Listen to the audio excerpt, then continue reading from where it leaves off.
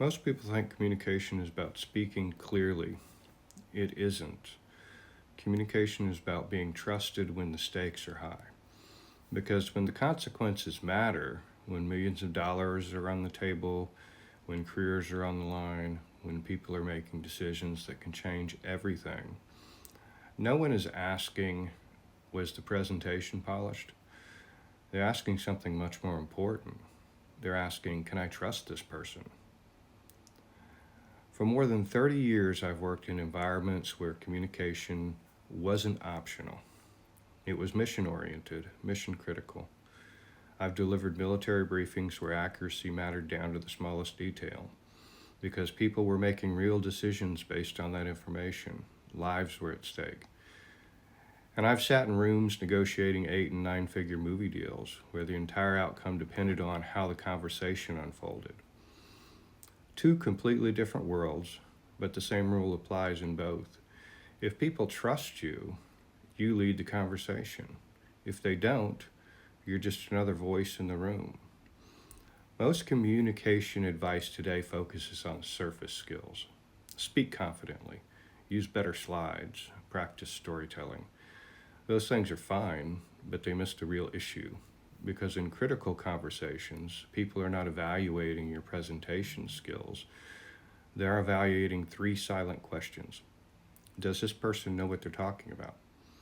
Can this person stay composed under pressure? Is this someone I can trust when the stakes are high? And here's the truth most people never realized. Trust is not built with charisma. Trust is built with control. Strategic insight.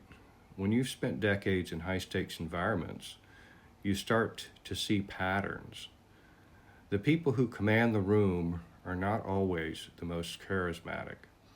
They're the people who demonstrate 3 things. First, clarity.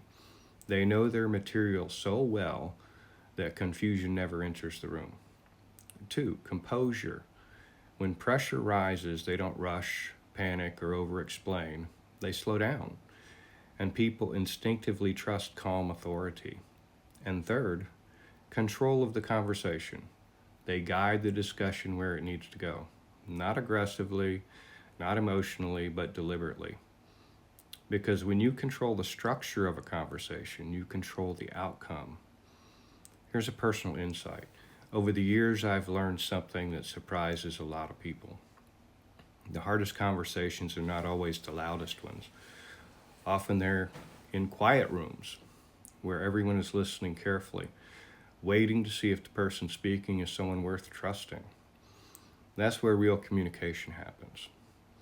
If there's one thing 30 years of critical communication has taught me, it's this. Communication isn't about talking. It's about earning the right to be believed. And once people trust your judgment, the conversation changes. Because at that point, you're not just presenting information, you're leading decisions.